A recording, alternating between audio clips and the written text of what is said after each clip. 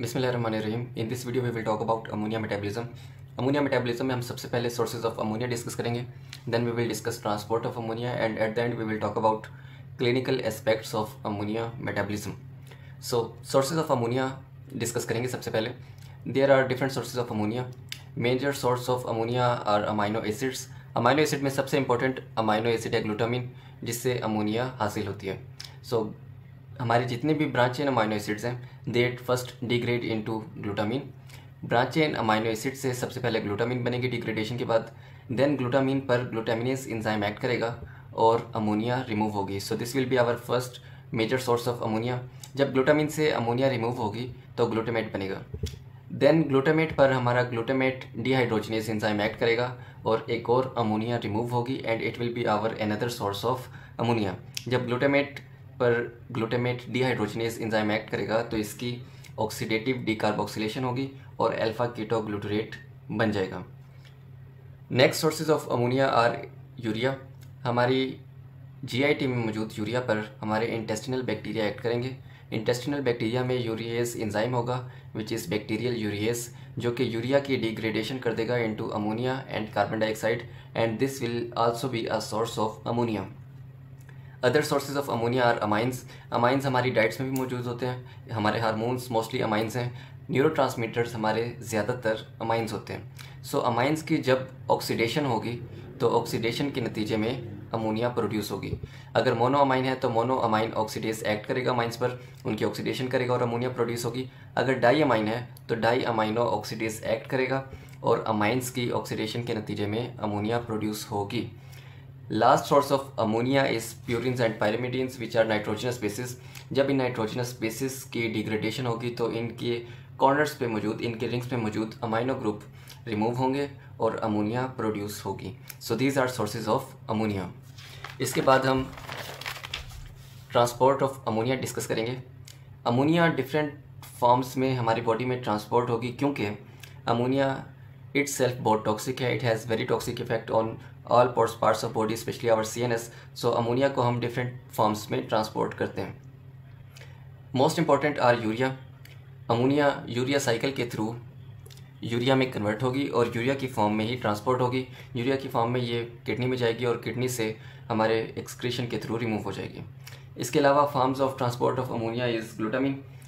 Ammonia glutamate से combine करेगी muscles में और ग्लूटामिन बन जाएगी।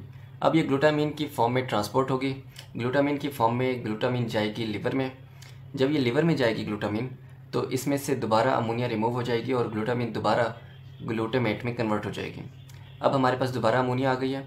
ये अमोनिया यूरिया साइकिल में इनकॉर्पोरेट होगी, जिसके नतीजे में ये अमोनिया यूरिया साइकिल के थ्रू दोबारा यूरिया में कन्वर्ट होगी और यूरिया की फॉर्म में हमारी बॉडी से रिमूव हो जाएगी।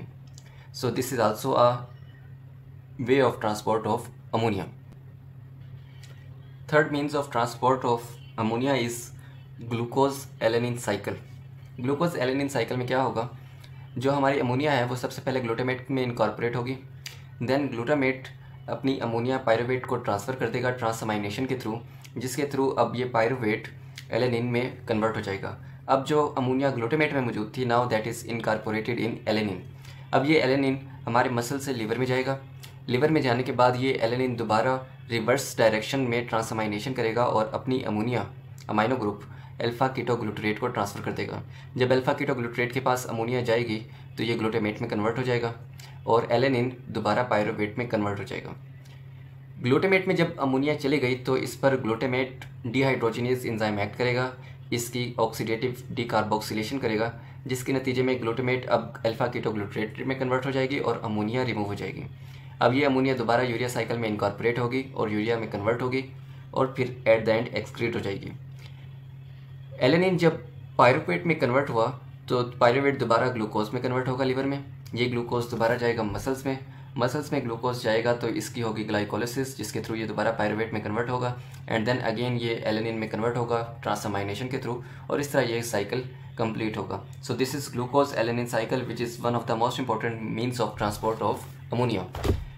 लास्ट में हम अमोनिया से रिलेटेड क्लिनिकल डिस्कस कर लेते हैं विच इज़ हाइपर अमोनीमिया।